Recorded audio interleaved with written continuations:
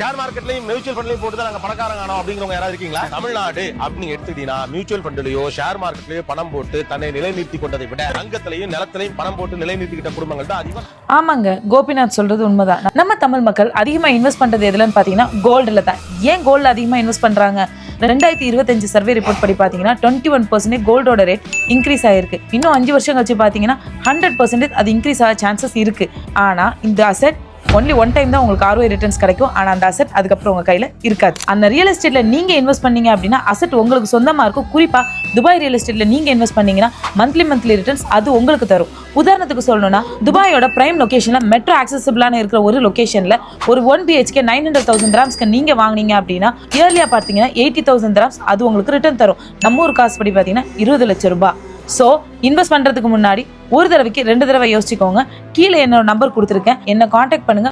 இந்த மாதிரி மோர் இன்ஃபர்மேஷனுக்கு என்னோட பேஜை ஃபாலோ பண்ணிக்கோங்க.